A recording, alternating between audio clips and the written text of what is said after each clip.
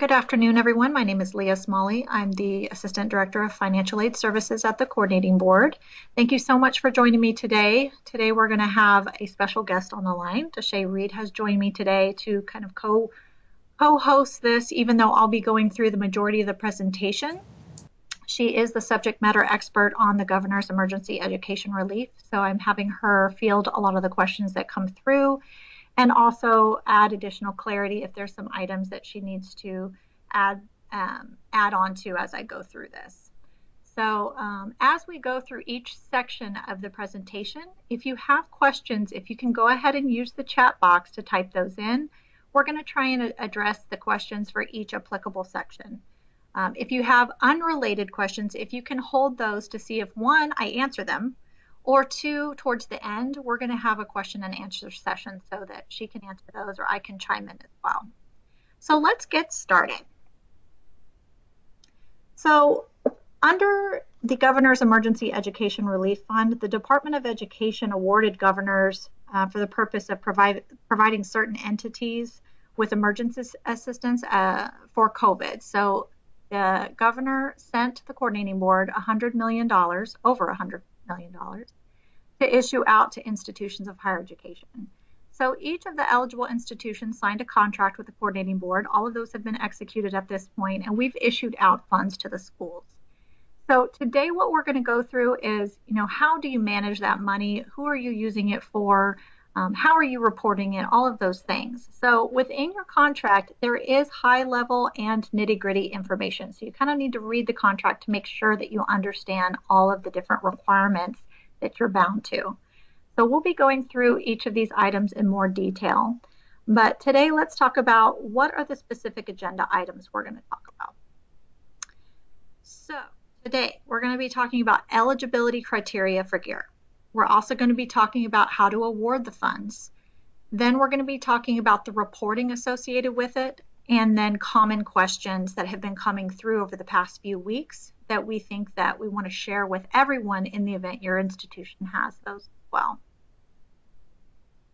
So again, eligibility criteria. As you hear the presentation, if you have questions, go ahead and type those into the chat box, and then Deshae is going to be answering those. And then at the end of the section, I'll ask if Deshae has anything to add to what I went through, just to make sure that it's clear. So let's talk about the two different types of funding that came through GEER. There is an emergency educational grant, which we call EEG, and that's for public institutions only, and it's provided for the fiscal year of 2021. There's also funding available to both publics and privates, and that was to supplement the 3 state grant programs that lost a 5% budget reduction. And so for the Texas Grant, TEOG, and TEG programs, those funds are now being supplemented with this additional funding so that the students could still be awarded.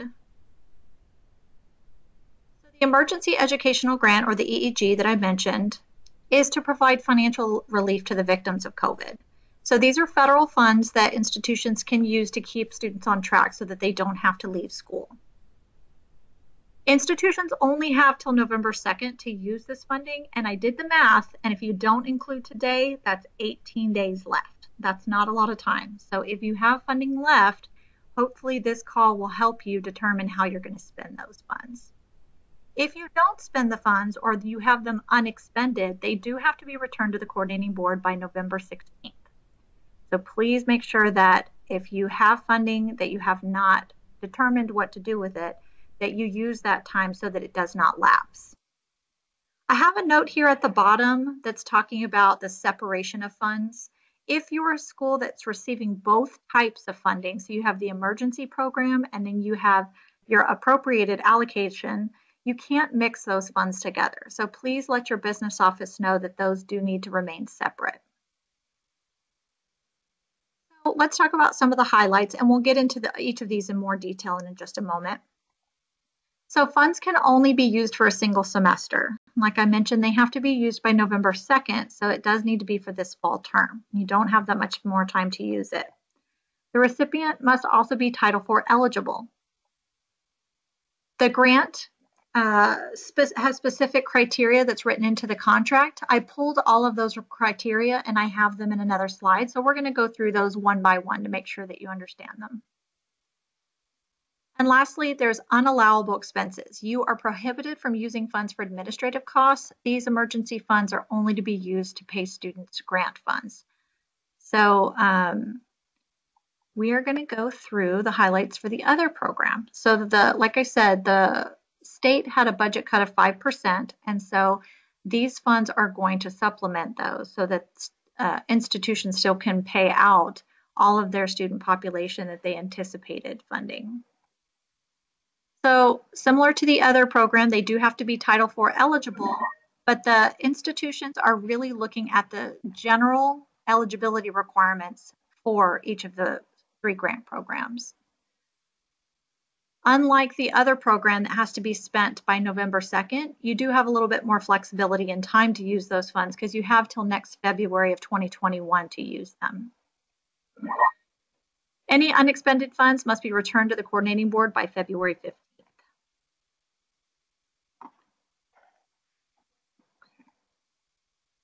So let's talk about eligible students.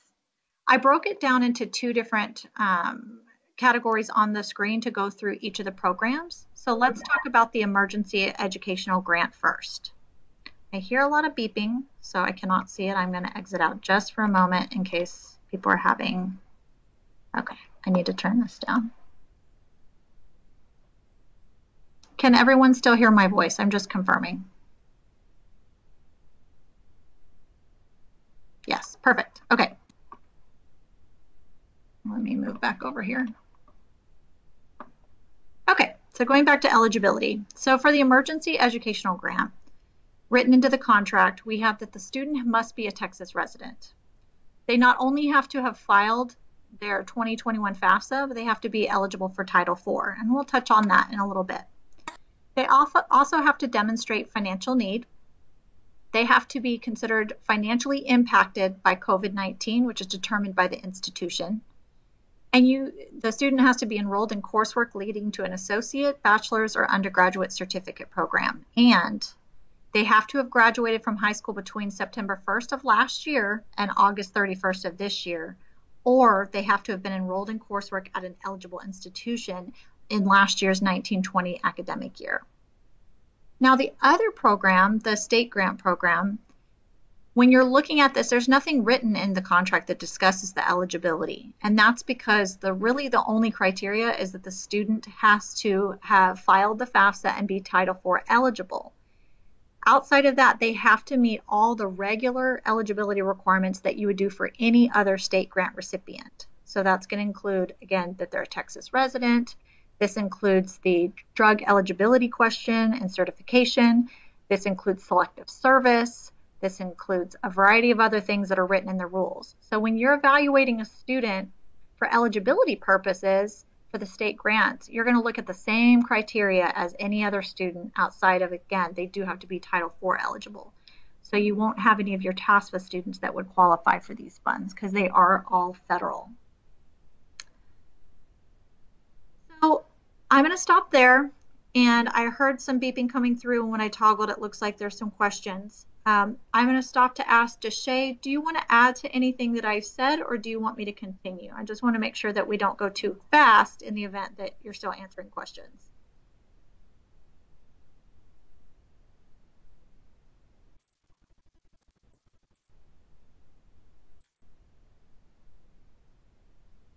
To everyone.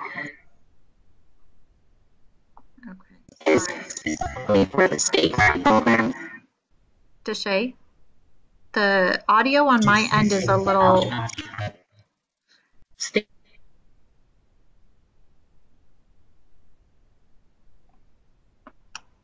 Deshay, the audio wasn't coming through, unfortunately. It was kind of digital sounding. Can you repeat that?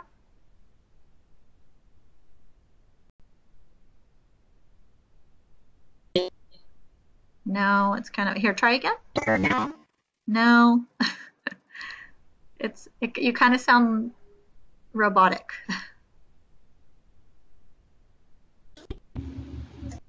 unfortunately. We'll give her just, okay, we'll go ahead and move forward and then we can wrap up in a moment.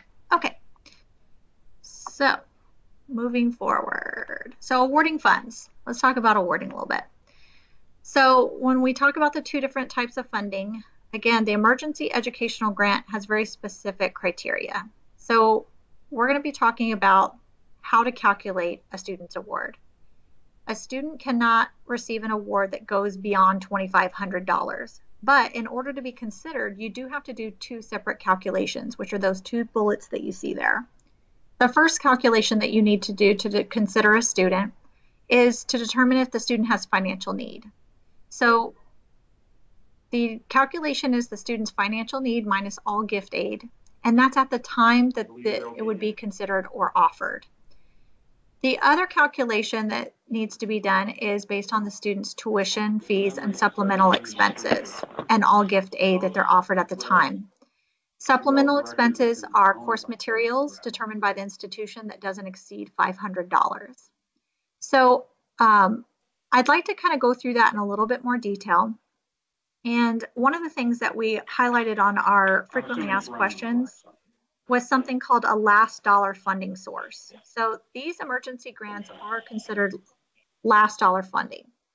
So the way to calculate this is if you're calculating a student's financial need is defined as the student's cost of attendance minus their EFC. Well, like we mentioned, the funds can only be used for the fall term. So you can't be using the 9-month EFC and the 9-month cost of attendance to determine need. We're only doing it for the fall term. So the way that this calculation would be done is you would determine how long is your fall quarter. Many schools that's 4 months, others it's 5. You really have to look at the number of weeks in your semester to make that determination. But for my example, I'm going to say it's 4 months. So you're going to take the student's 4-month cost of attendance, and you're going to check the ICER to see what their 4-month EFC is. When you subtract the two, that's your financial need. From there, you have to look at, as of right now, how much gift aid is the student eligible for. Gift aid is anything that the student's not paying back, such as a scholarship, grant, exemption waiver, institutional scholarship, anything like that where they're not repaying those funds, you have to deduct that. If that amount is above $2,500, you would have to reduce the amount that they would be considered for to $2,500 tops. If it's less, then that's the amount that they may be considered for. The other calculation you have to do is the student's tuition calculation. You're going to take a sum of the student's tuition, fees, and supplemental expenses for the fall term only, and then you're going to subtract out any gift aid, again, that they're eligible at that time. Again, the supplemental cannot go over $500. So what you do once you do the two calculations is you determine what is the least of these two. So if one is less than the other, you have to use the lower amount, and it can never exceed $2,500. I hope that that was clear, but if it's not, again, we have a frequently asked questions on our website that does break it down with an example, 3 different examples actually. Just keep in mind that the amounts that are on there may be higher than what you consider for your fall quarter. So when you do it, you need to use your actual fall semester to make those calculations. The last thing is on the note here, it says that EEG funds must supplement and not replace gift aid. So please keep that in mind that, again, this program is very specific on how to calculate and who to give those funds to. The state grant program is the same packaging and awarding methodology as you do for anyone else. Like I said, the only determining factor is that these students must be Title IV students. They can't be TASFA students. So if you go through the same packaging process, there's really no difference here. You don't have to do any special calculations as you do with the emergency aid. All right, so moving on, I'm going to stop there. I don't know if the sound is working better, but Deshay, do you want to add anything here? I'm going to see if it's working now.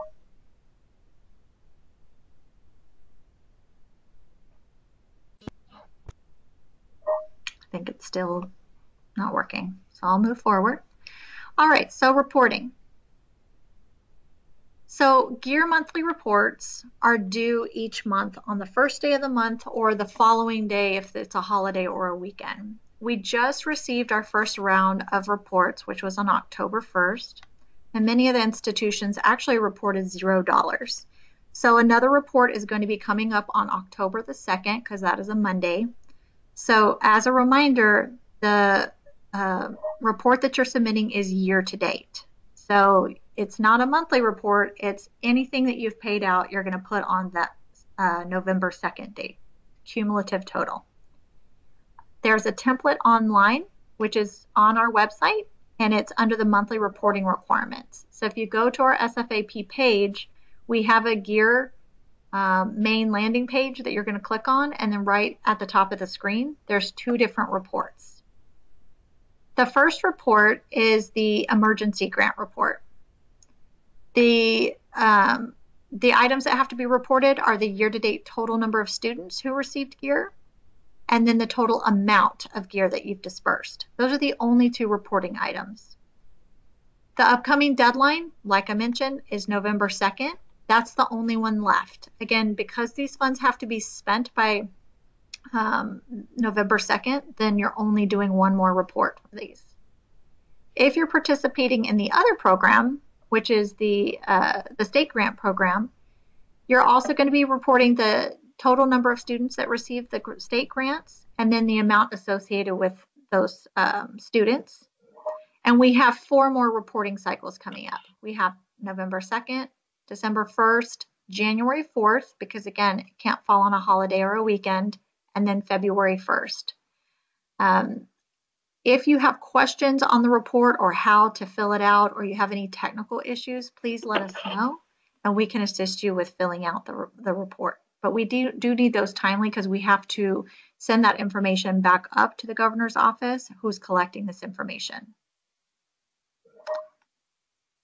So common questions. Over the past month and a half since we rolled out this program, we've gotten a variety of questions. So today I'm just going to go through the most common ones. Again, I hear the Skypes coming through, so I know that there's other things that you'll have questions on. Please jot those down and we can circle back up with all of those questions at the end. But the most common questions that have been coming through under the emergency educational grant is related to verification. We've been getting a lot of questions asking if the student has to be verified to receive funds. And the answer is no. As long as the student filled out their FAFSA and they're Title IV eligible, verification does not impact their ability to get it. What it does impact is a student's amount of funding they may receive, potentially in gift aid or anything else. But if the student is not verified, you would just need to look to see, if they're eligible for any other gift aid, and then you would subtract that out. If they're not eligible for any, then you award them based on that information that you have at the time that you're considering the student. So a follow-up question would be, well, what if, the next day or a week or a month from now, you finally complete verification and now they're eligible for some extra federal funding, some gift aid? Do we need to retroactively go back and modify the award? Do we need to do anything? And the answer is no. These emergency funds are not considered estimated financial aid, so you don't have to go back and do anything. The way that they wrote these contracts and the criteria for these programs is that it's at the time you're considering the student, what do they have and what is their situation. So again, they don't have to be verified in order to award or consider them for the award. The enrollment hours. The question is, does a student need to meet a minimum enrollment requirement to qualify? And the answer is no. There was nothing written that says that a student has to be enrolled a certain number of credits. But what you do need to keep in mind is that the enrollment hours do drive those calculations I told you about, because their cost of attendance is going to change, their tuition costs are going to change. So those two calculations may change based on that enrollment status. So you will need to look at that, but it does not necessarily disqualify, or they don't have to meet a minimum to get the funding or be considered for the funding. The last one on there is awarding. If the student doesn't have any gift aid and they only have student loans to pay their tuition, are they still and they still have unmet need, does the student qualify even though their tuition is paid by student loans? If they don't have any gift aid, then you're simply looking at the calculation and then they would be eligible. The loans have no impact on this since it's not gift aid. We're only focused on gift aid. It says, what about in the case that the student declined their loans, again, or a payment plan? They're not a factor in this calculation. So you're only looking at what the student received at the time you're evaluating them, and then you're subtracting that out. For the state grant program, the main question we've been getting is associated with how to evaluate your population. If you award some initial year students, will that student be able to receive a renewal award next year? And the answer is yes. These GEER funds that were put towards the state programs are really handled in the same way. There's no difference in how they should be evaluated next year. If you have a student who is an initial year student this year and you provide them GEER funding, next year you'll review them as a renewal student and they would receive precedence. So again, we're trying to drive home the fact that the state grant program is just like it would be with any other student. The only difference is that because it's federal funding, it has to go to Title IV students. It can't go to non-Title IV students. The other thing that I wanted to talk about and make sure that you're aware of, I mentioned this before, is that we do have a dedicated frequently asked questions webpage. As we received questions, we went through each one of those, vetted those questions, made sure that they were thorough, and we created that resource for institutions to go and get that information. The newest ones were posted, I believe, a week ago, but when you click on the main student financial aid pages, you can see there at the top, it's the very first one. And then once you click on it, it has 3 different categories. We have the contract questions, we have the state program questions, state grant program sections, and then we have the emergency grant program section. Each one of those has when it was most recently added. So if they're recent, they're going to have that red date on there. If they don't, then that means they're older. But I do recommend that you go read those. They're very helpful to explain a lot of the intricacies of using these funds. And I can still hear a lot of Skyping, so I think that we have some questions coming through, which is great. So this is the end here. I'm going to ask that if you have something that is incredibly scenario driven or specific to your institution, we are offering to meet with institutions as necessary, but you're welcome to go ahead and put your question in the chat box. Deshay can come on as well and go through those questions to see if we can go through them in more detail. But at this time, this is the end of the presentation. I hope that the information that I provided add a little bit of clarity for you. But if not, or if you have something that I didn't cover, then that's what this portion of the webcast is for. So again, we're not doing any verbal questions because of the background noise, and it's difficult for people to get their questions all in. So if you can continue to type those through, we will get through those as quickly as we can. If you have feedback or you want our contact information, my email is there on the top, which is leah.smalley@highered.texas.gov.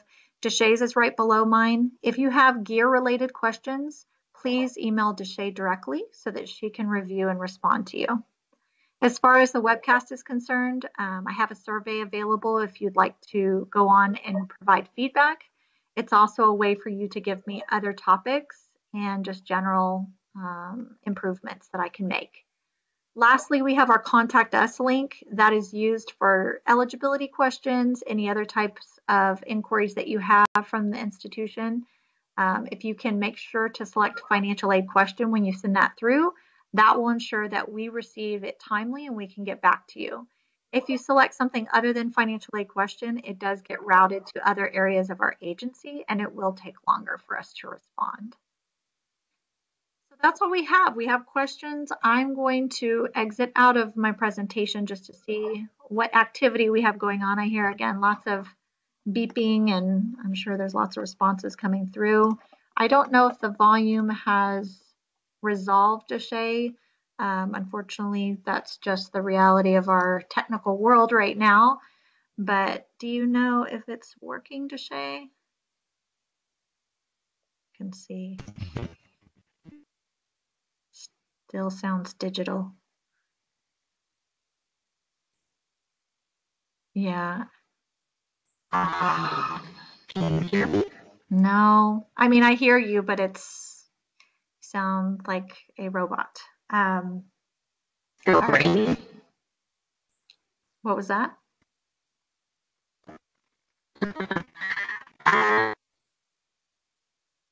Careful about to some of the questions that were asked. Yeah, I think you're. I can't hear you, unfortunately. So it looks like Deshay is trying to respond in the chat box. She's going to log back in. It looks like to see if that resolves some of the technical sound issues. We do have a lot of questions in here, and because I was sharing my presentation, I don't know how many of those we got through.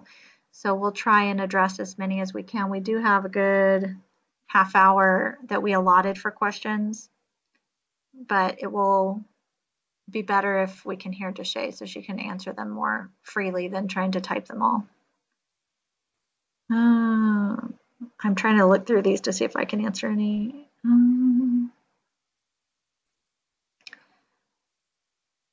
I hate to go out of order here. Let's see.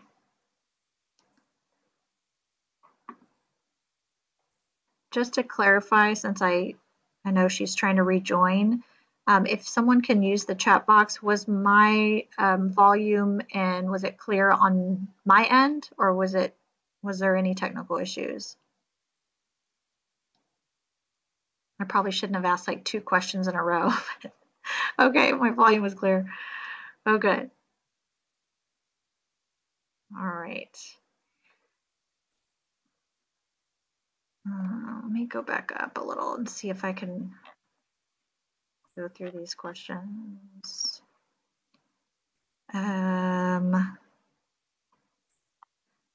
So I saw questions on House Bill 1403 eligible. Answers no. It's only Title IV. So for the state grant allocation, it will also just be for the 1 semester. I think she answered that.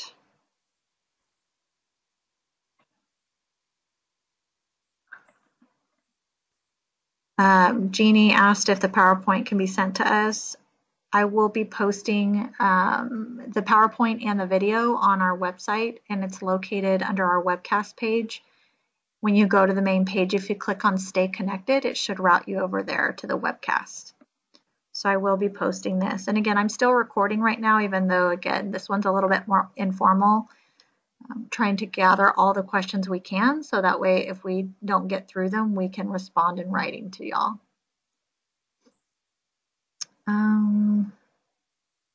So it looks like the allocation question was answered by Deshay. Supplemental expenses do not include dorms or meal plans. As far as I know, that they're only for supplies. They shouldn't be used for housing and meal plans. Well, see, it looks like she's already answered a lot of these questions, so I feel like I'm probably repeating things. Can a student receive TEG and state grants, or is it one or the other? I'm trying to see if she answered that. A student can receive the allocated funding and the GEER funding. It's not recommended that you mix them, but institutions have that flexibility. You just have to make sure that you know how you're going to report them, because you may need to distinguish between the two. Let's see. Looks like she did answer that. So she said she was talking about the closing report and how they'll report out both funds in one item type. Let's see. And I don't think Deshay's rejoined. Deshay, are you on? I usually see her pop up. What is the link to get the report form? Janice Hunter, the report forms are on our website, and they will also, I can probably relink them into this PowerPoint as well. But if you go to the Student Financial Aid Programs webpage, I think I mentioned where that's located, and go to the GEER, it's right on the main landing page of the GEER.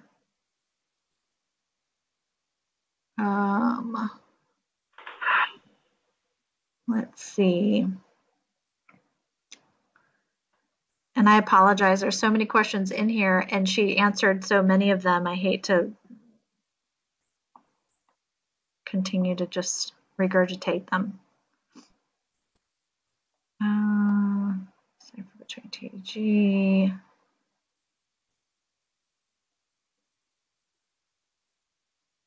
I'm just scrolling down here.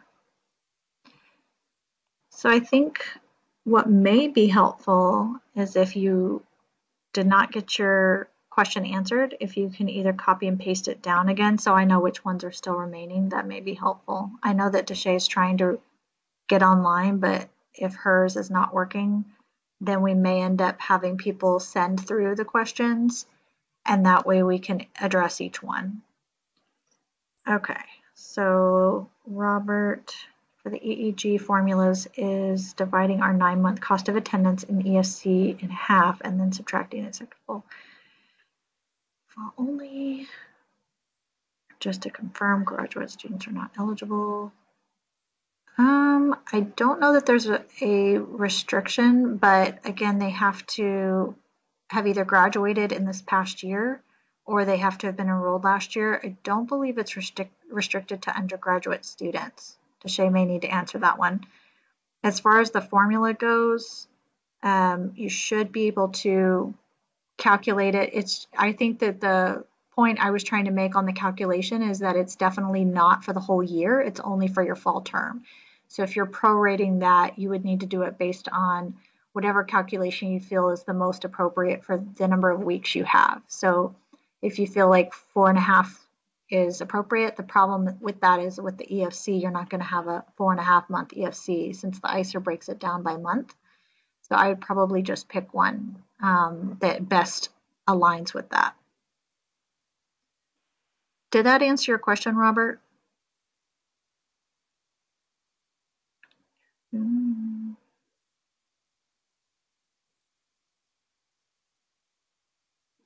Renewal for next year.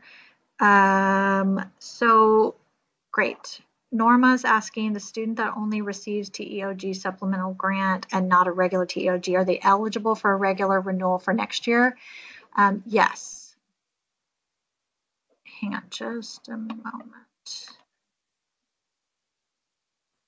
So Norma, yes, they can receive a renewal the following year. They just have to meet the regular eligibility requirements.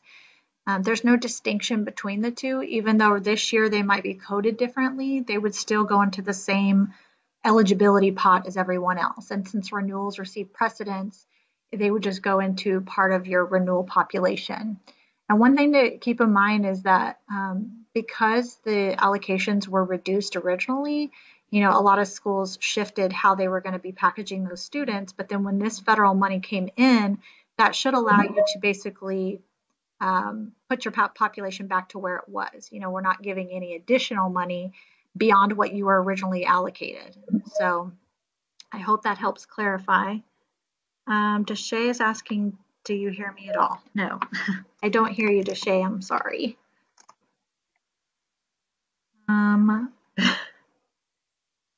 Let's see. I'm trying to answer them as best I can here. For Texas grant, the award may be for fall 2020, spring 21. Diana Martinez, yes, you can award students for fall and for spring as long as you pay out those funds before the deadline, because you do have to spend those before that February date. I'm going to scroll up just a little, make sure I didn't miss any here. So Cecilia, is the GEER only for the fall term as well? No. So that same question. So you can award the student for spring and the fall for the state grant program funding. It just has to be done prior to the deadline.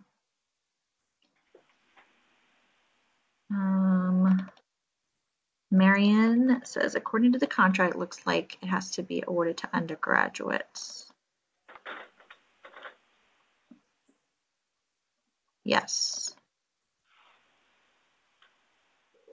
See, yeah, you're very good. So because the contract states that the emergency aid has to be awarded to, well, both programs, but since the grant programs TEG could be awarded to a graduate level student, I believe, but this emergency aid can only be for an undergraduate student.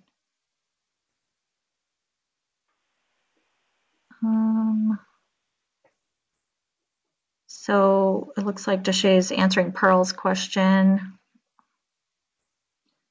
I'm going to leave the reporting one to Deshay as well, because I want to make sure I don't answer that one incorrectly. She does all the reporting. All right. So like I mentioned a moment ago, if you asked a question that wasn't previously answered by Deshay or that I missed because I was scrolling through those, if you can copy and paste that down into the chat box, or the alternative is you can email Deshay directly and she can review that and get back to you. But we did a lot, good chunk of time here so that we could do this. I know it's a little different because we're using the chat box, but the nice part is once this is recorded, we can put it online. You can reference back to it.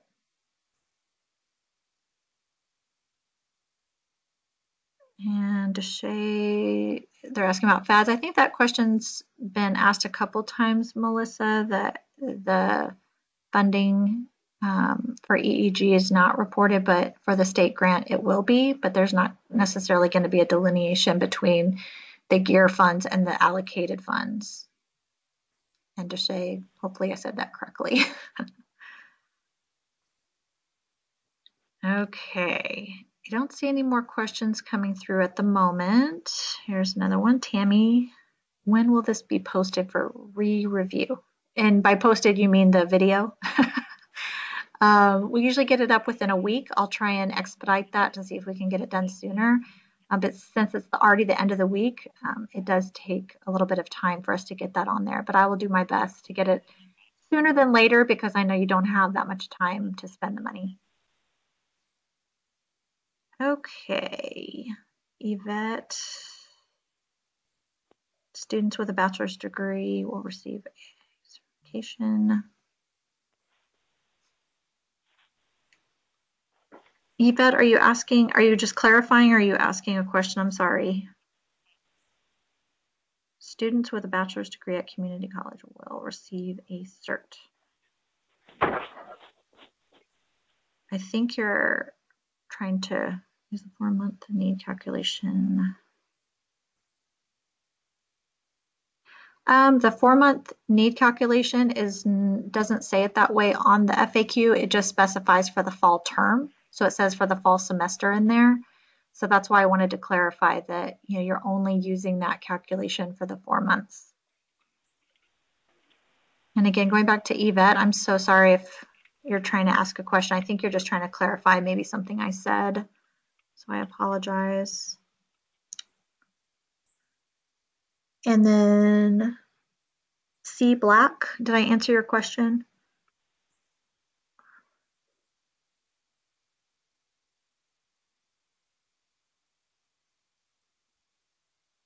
It says, don't see that. Okay, good.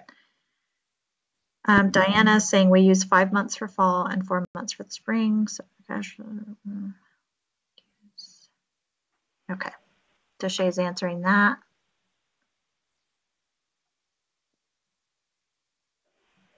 Any more questions? Every time I say that, then another one comes through. This is your opportunity for sure. I know it's different because it's quiet, but if you have something, go ahead and type it in there.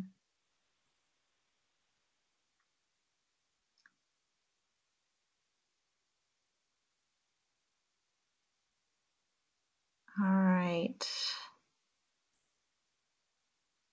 Well, looks like the flow of questions has slowed down.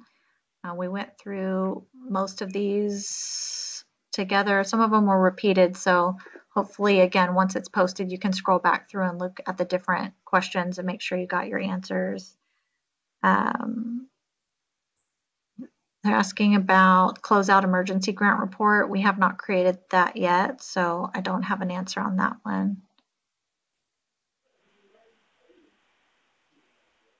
Do we include the Devin is asking about the $500 supplement of a policy when we can calculate need.